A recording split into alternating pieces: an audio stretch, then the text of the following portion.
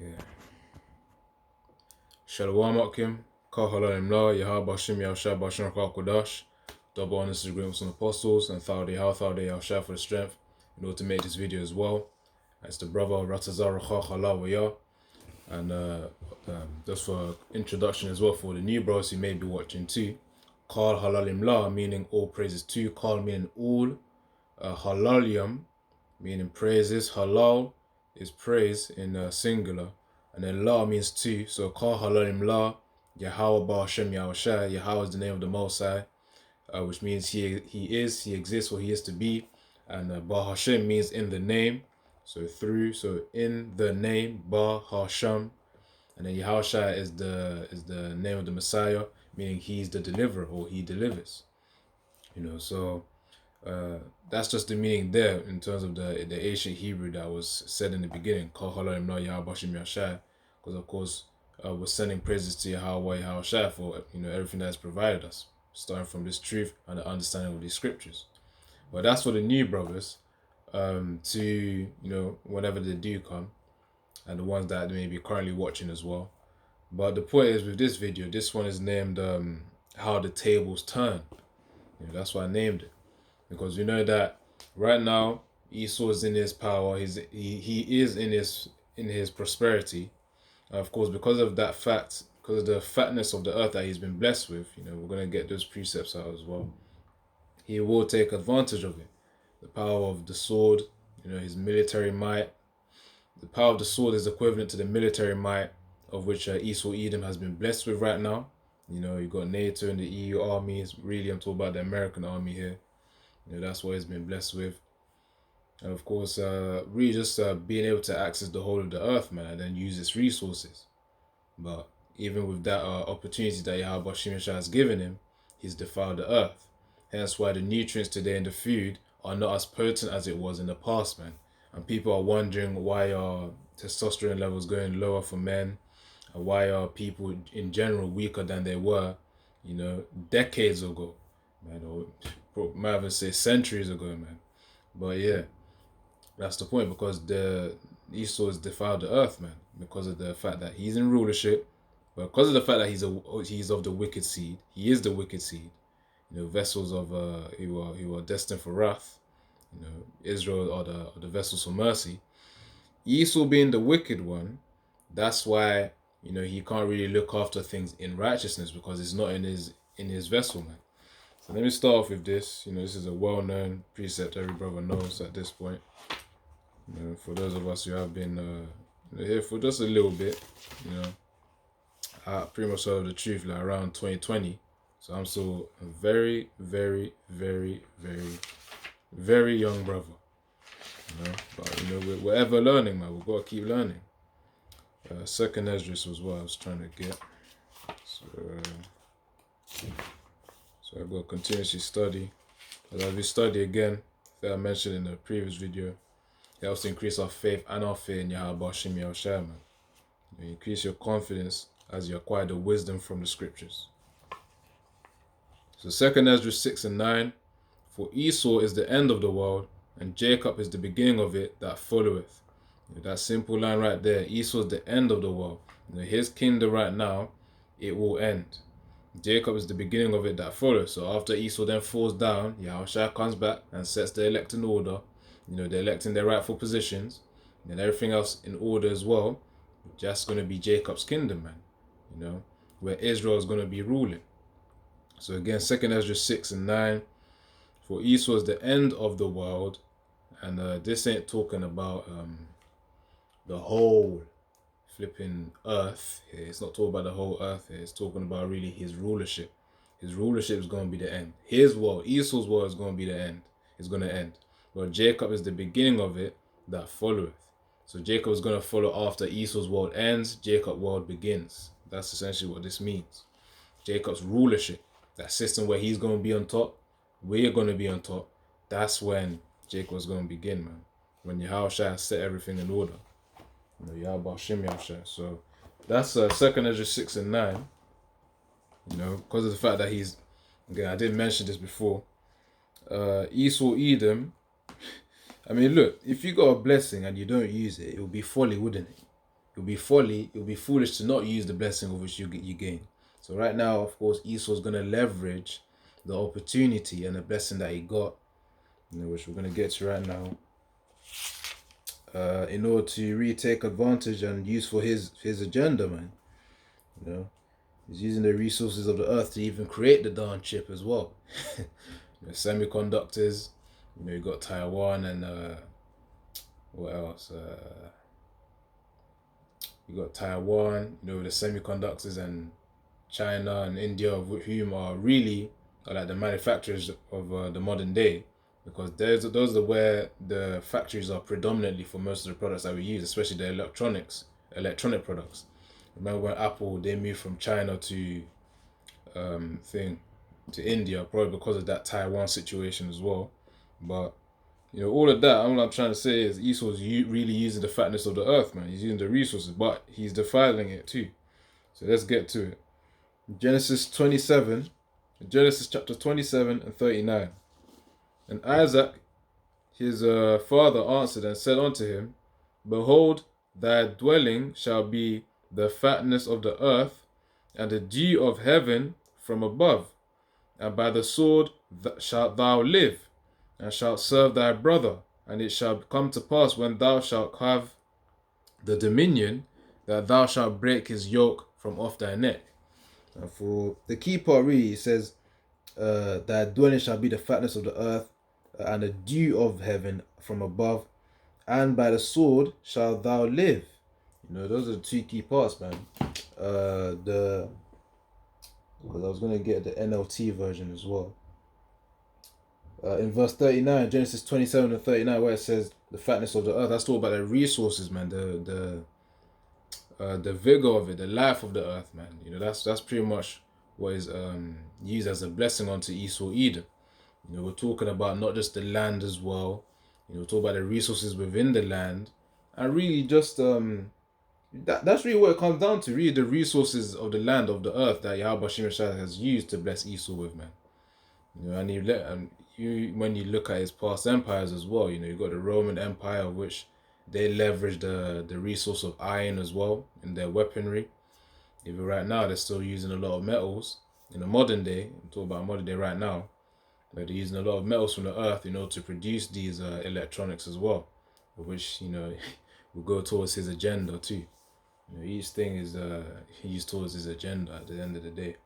Even just the phones that we use as well, the apps created within them are also used to get your attention, to buy certain products, or to really diminish you in some way, whether it be in the spirit or even mentally or physically, man. That's why we've got to use balance when it comes to these devices that we use, maybe playing a video game or something, use balance there, or do at the end of the day after you've done the work that you're supposed to do. It's called prioritization, something like that, yeah. But that's a Genesis Genesis 27 to 39. What I wanted to get is the NLT version because of verse 30, where it talks about, I'm gonna just read it. I'm gonna read it right now. Actually, wait, hold on. Verse 40, Salakia. Genesis 27 and 40, and by thy sword shalt thou live, again, military might, and shalt serve thy brother. It shall come to pass, when thou shalt have the dominion, thou shalt break his yoke from off thy neck.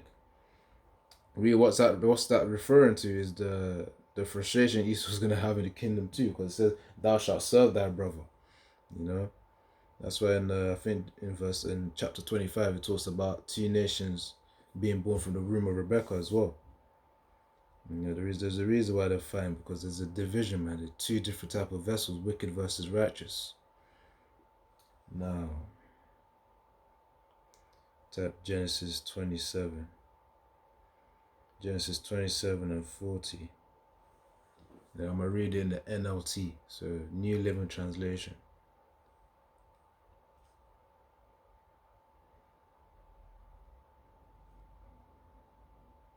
So this is the Genesis 27 and 40. You will live by your sword, and you will serve your brother. But when you decide to break free, you will shake his yoke from your neck. Which really, in the kingdom of Yahweh Shem Yahushai, they ain't gonna be able to escape us, man. That's the point. Whatever Edomite might try to escape, the compound of brethren, brothers in that place, brothers might even play games. Brothers are gonna play games with these Edomites, man. Let them run for a while, and then when the moment comes, you can just teleport them back to their flipping position, man, to serve. Brothers gonna get creative, man. As I said, Yahweh Shem Yahushai, we endure to the end. Brothers are gonna be creative with how they're gonna deal with Esau, man, and punish him. So yeah, so even if Esau tries to break the yoke, which is really just the punishment that he's supposed to serve, the suffering for the 1,000 years. Thing is, it ain't gonna work. That's what I'm trying to say. It's not gonna work, man. It's all in vain. So he's destined to serve Israel, and of course, whatever type of means he might try and use to escape, it's all gonna fail. That's the point, because he's destined to serve Israel, man. So hold on, what was I gonna get? Yeah. So that's Genesis 27 and 39 to 40. Let me read that again. Genesis 27, 39 to 40. And Isaac his father answered and said unto him, Behold, thy dwelling shall be the fatness of the earth and of the dew of heaven from above. When you got the military fighter jets as well.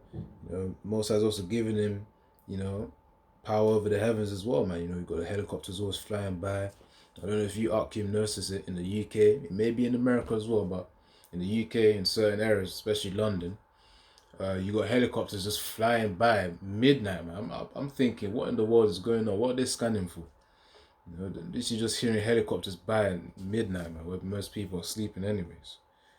But yeah, the times that I am awake during that time, of course, I do hear it, man. So oftentimes I look out the window, I'm thinking, what in the world? Sometimes they even just be hovering there. It's like, what's going on, man? What's going on? But yeah, that shows you that Esau's got the dew of the heaven. The fatness of the earth and of the dew of heaven from above. So the Most High is blessing with that. So verse 40, Genesis 27 and 40, and by the sword, military power, the guns, those are the modern day sword, shalt thou live and shall serve thy brother, and it shall come to pass when thou shalt have the dominion, that thou shalt break his yoke from off thy neck. So of course, that's why Esau got frustrated, man. That's why. Let me just read verse 41 as well. And Esau hated Jacob because of the blessing wherewith his father Isaac blessed him. And Esau said in his heart, the days of mourning for my father are at hand. Then will I slay my brother Jacob. So he's like, okay, cool. I'm gonna wait. I'm gonna wait until Isaac dies. Then I'm gonna deal with Jacob. So of course that hate is there, man, between thing. Hold on. That hate is there between Esau and Jacob, man. That is the thing right there. So of course with that hate, that's why what was I even gonna say? With that hate right there, that's why Esau and Jacob just don't get along, man. There's always some rigid friction between Esau and Jacob, man, in the spirit. Sometimes you just be seeing Esau and Jake getting into fights as well. If you go on social media, then you might see some stuff. I remember one of the American brothers from GMS Tampa Bay, one of the Tampa Bay camps, because I think there's 2 or 3, probably 2, that I know of. That posted a video of a Jake dealing with 7 flipping heathens, man. Seven heathens against one Jake. Jake fried them. Jake fried them, man. Yeah, so that hate between Esau and Jacob is always there. Once again, 2 Ezra 6 and 9. That for Esau is the end of the world, and Jacob is the beginning of it that followeth. And don't you think that they know that their kingdom is falling? They know their kingdom is falling. Of course, when let's say, for example, a businessman, just as an example, who owns a company, there are clear signs. Obviously, a smart businessman will be able to know the indicators, the initial conditions of a potential downfall of his company. The same way, Esau knows the initial conditions, which really the initial conditions, the beginning is really from the scriptures anyways, that his kingdom is going to fall. But even right now, if you look carnally, physically, the physical signs of Esau's system are breaking down. Which, yes, it is part of his intention, because he wants to bring out the MOTB system where, he really reinforces slavery, mental, psychological, and physical slavery as well. Physical slavery upon heathens and Jake. That's going to be the ultimate exam, for Israel, because it's really just a test for Israel. Heathens, they're a spittle. 2 Ezra 6 and 56. There's a book in Isaiah as well about them being as a drop that comes from a bucket, something like that. Roughly paraphrasing.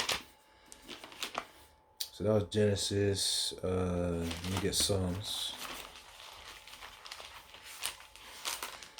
Let me get Psalms.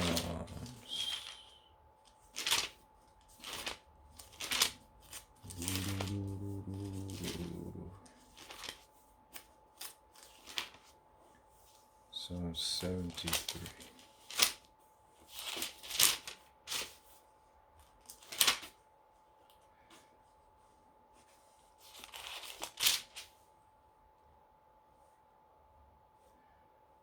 Go on. So this is Psalm 73, verse 3.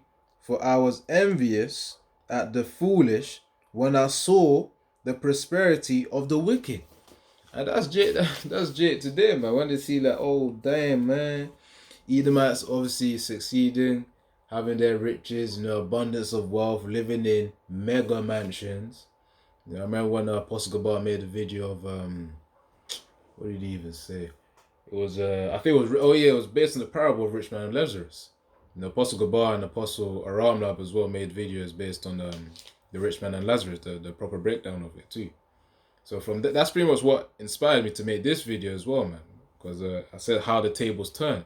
Because Rich Man and Lazarus, which is in Luke chapter 16, Esau is the rich man, and then Lazarus is represented as Jacob. So Esau is represented as the rich man, and Lazarus is represented as Jacob. Israel right now. So with that, we know that the tables turned, because Lazarus was the one who was actually in peace, and then Esau was in hell. Not literally, but that state of mind of affliction, of suffering the curses, man. Deuteronomy 28 verse 16 onwards, those are what Esau Edom's going to face, man. But it's going to be magnified, because as I said, I've said it in previous videos, but I'm saying it now, that there's going to be that intergalactic slave trade. The reason why I say that, because in John where it says in my house are many mansions, because brothers are going to be owning planets. And of course, if they're owning planets, they're going to own slaves as well. So they're going to move them to those planets as well. And of course, we're going to be trading slaves as well in that time, man. That's the point. And that's going to be intergalactic, because as Israel multiplies, we're going to go from galaxy to galaxies, man. Galaxies to galaxies. And of course, galaxies are within universes. So I've got a whole load to look forward for, but Yahbashim Yasharatazah, as I always say, we endure to the end first to, of course, receive Yahushua salvation that is given us opportunity for as well. So yeah, that's Psalm 73 verse 3. For I was envious at the foolish when I saw the prosperity of the wicked. Now, knowing what we know about the kingdom to come and what we're going to receive, really we ought not to be envious, because we know they're going to fall anyways. They're going to be destroyed. The only reason why Israel be envious is really because of the lack of long-term thinking as well. If they just focus on the short term, that's what brings the envy as well. If they focus on the short term, it's like, oh damn, right now look at the way he's looking. But what they don't think about is, okay, give it 10, 20, 30 years, which Yahbashim Yasharatazah, 10 years, not even 10, before 10 years even hits, Yahratazah, we're already in the kingdom anyways. So really, it's not that long left. Though it tarry, wait for it. That's Habakkuk 2 and 3. So yeah, that's Psalm 73 and 3. Let me get this as well. Lamentations 4. Lamentations 4:21.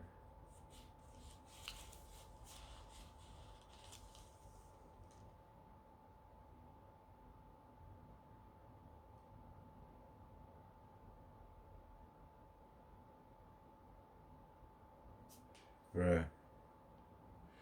So Lamentations 4 and 21. I'll read verse 22 as well. Rejoice and be glad, O daughter of Edom. So this is verse 21. That dwellest in the land of Uz. The cup also shall pass through unto thee. Thou shalt be drunken and shalt make thyself naked. So of course, the evil works of Esau will be exposed. Now let me read on. The punishment of thine iniquity, high level wickedness, continuous wickedness, is accomplished. O daughter of Zion, he will no more carry thee away into captivity. He will visit thine iniquity, O daughter of Edom. He will discover thy sins.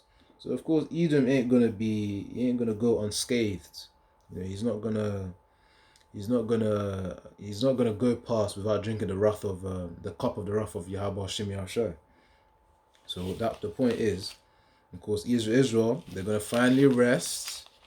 Scriptures talk about this place ain't our rest. That's why the frustration, the stress is there. The anger within Jake as well is there prominently. And you see it as well, man, with the way the Most High puts spirits of vengeance upon a certain Jake, man, to deal judgment upon other Jakes, and then it's gonna come back to that Jake of which he used to then to pretty much demolish his vessel, man. It's pretty much like what is it? How can I say this? It's like using let's say tissue that's already used, some dirty tissue, to clean up some dirt as well, man. That's pretty much what the Most High is doing with using the 2/3 to clear up 2/3, to also delete the actual 2/3 that he used. So it's like an inside loop, Use this vessel to finish this vessel off, and then that vessel which he used, he'll use another one to also clear up that one. Or he could just use that one to then just commit, to delete themselves.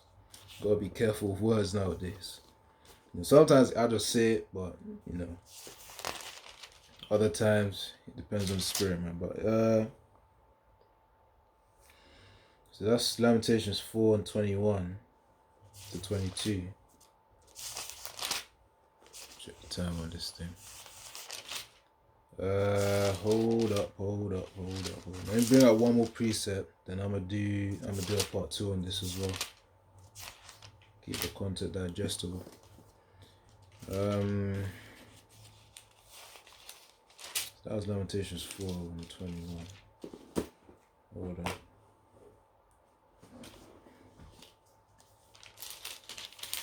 Try and bring out this precept. Is it James 2 or... Yeah, let me bring out James 2.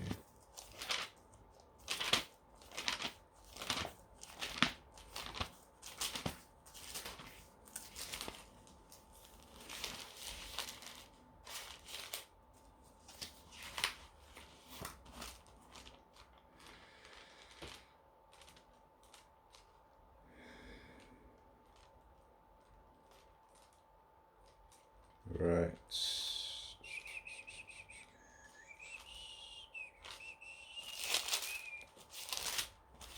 Where is it?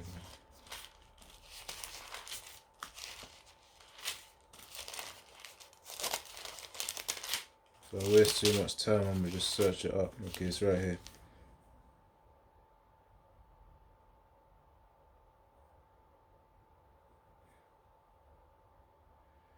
Hold on.